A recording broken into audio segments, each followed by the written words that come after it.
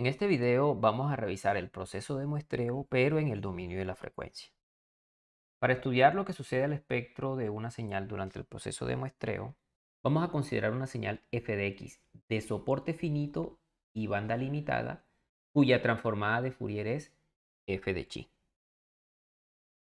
El hecho de que la señal sea de soporte finito quiere decir que ésta tiene una longitud finita L y que fuera de ese soporte la señal vale 0. Este soporte finito no es estrictamente necesario para la discusión que vamos a hacer a continuación. Sin embargo, este es el caso que más nos interesa, ya que las imágenes suelen tener un soporte espacial finito. Además, esto nos permite simplificar un poco el análisis gráfico. Sin embargo, el análisis sigue siendo válido en todos los casos. Por otra parte, el hecho de que la señal sea de banda limitada quiere decir que su espectro, es decir, su transformada de Fourier, está acotada a un rango de frecuencias alrededor del origen.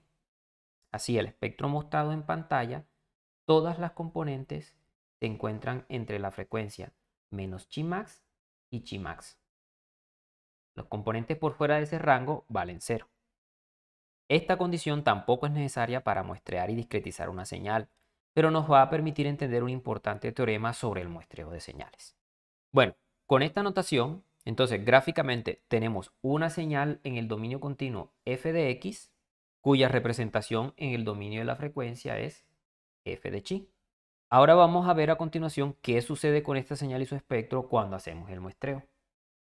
Vamos a partir de nuestra señal continua f de x y vamos a asumir que estamos muestreando con una frecuencia de muestreo chi sub s, que se corresponde a un periodo de muestreo delta x. En el dominio espacial, el resultado de muestreo ya lo explicamos. Simplemente vamos a terminar con una señal discreta f de n, cuyas muestras o píxeles están separadas la distancia delta x. Ahora vamos a ver qué pasa en el dominio de la frecuencia. Recordemos que el espectro de f es un espectro de banda limitada, es decir, que sus componentes oscilatorias son diferentes de 0 solo para frecuencias alrededor de 0. Para efectos de ilustración, en el eje de las frecuencias también estoy marcando las posiciones que son múltiplos enteros de la frecuencia de muestreo, es decir, la posición menos chi sub s y la posición chi sub s.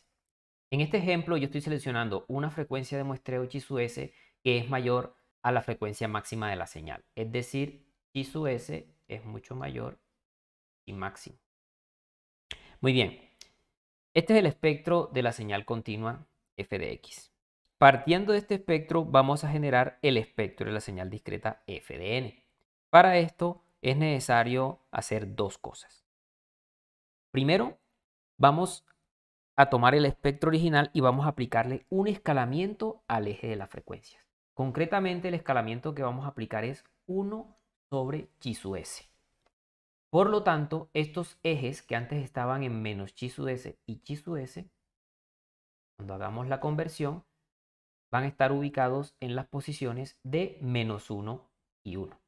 Este escalamiento del eje de las frecuencias es lo que nos da como resultado el eje de las frecuencias discretas chi barrita. Observen que este comportamiento es la simple aplicación de una relación que ya habíamos mostrado anteriormente.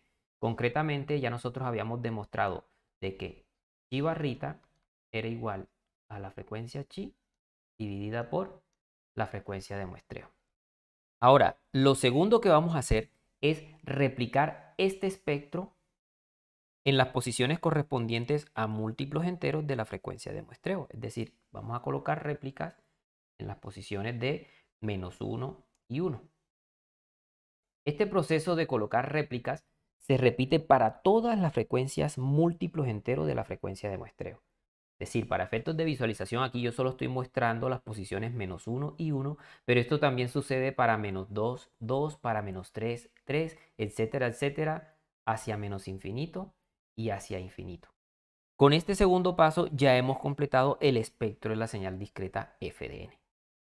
No voy a hacer la demostración formal del por qué al muestrear el espectro se replica de esta manera, ya que esta demostración la pueden encontrar en los recursos complementarios del curso o en cursos de procesamiento digital de señales. En este punto solo me interesa que haya claridad sobre la mecánica del proceso. Entonces, para resumir, hemos obtenido el espectro f de chi barrita a partir de f de n.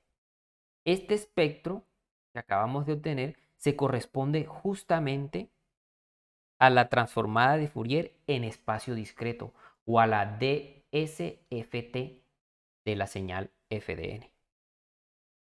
Es decir, para calcular f de chi barrita, no es necesario que partamos de la señal continua y que hagamos todo el proceso que yo describí en la diapositiva anterior, sino que partimos directamente de la secuencia discreta f de n y a través de la DSFT, es decir, la transformada de Fourier de espacio discreto, nosotros llegamos directamente a f de chi barrita.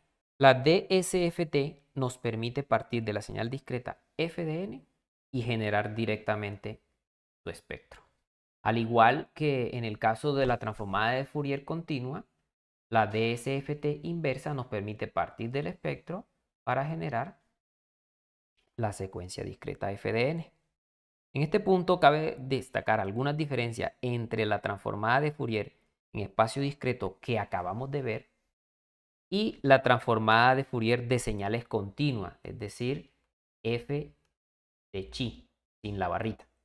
Primero hay que recordar que ahora el eje de las frecuencias está en función de chi barrita, que es una frecuencia que se mide en ciclos por píxel.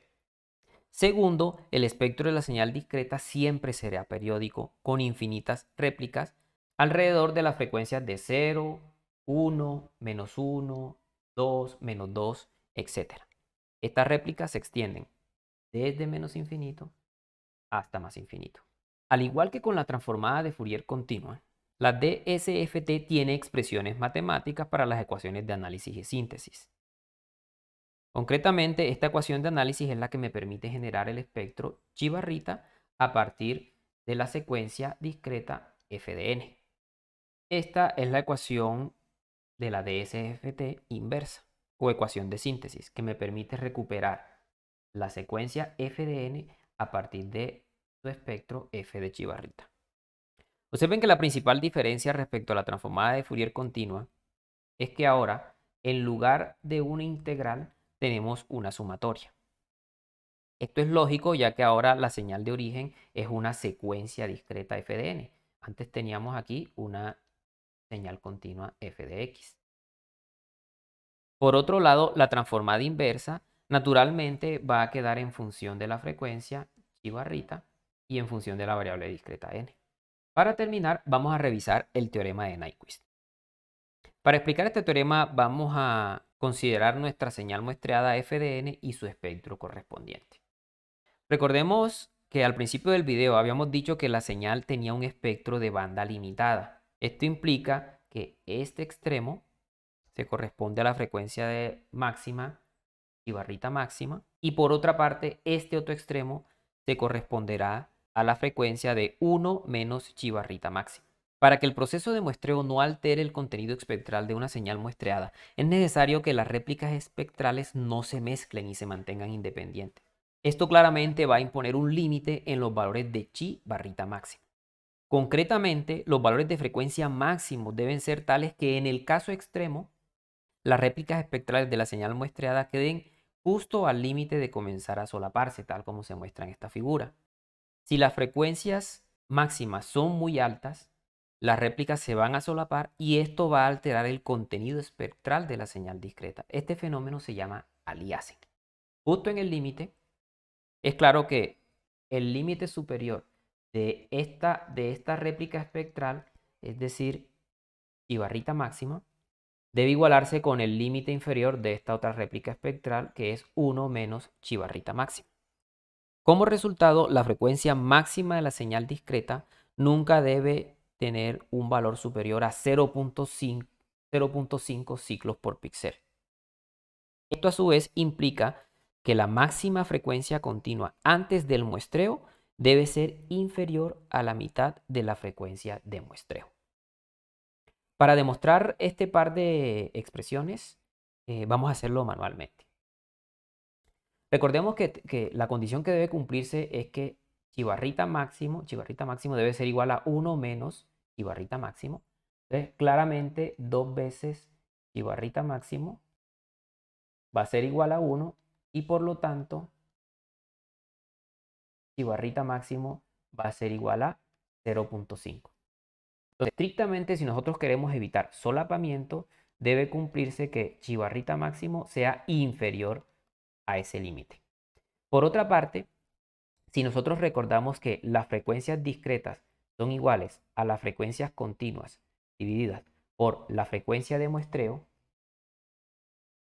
entonces la frecuencia continua es igual a la frecuencia discreta por la frecuencia de muestreo. Por lo tanto, si la frecuencia discreta máxima que yo puedo obtener es 0.5, entonces la frecuencia continua máxima debe ser inferior a 0.5 por la frecuencia de muestreo. Otra forma de expresar esto es decir que la frecuencia de muestreo debe ser mayor a 2 veces la frecuencia máxima de la señal.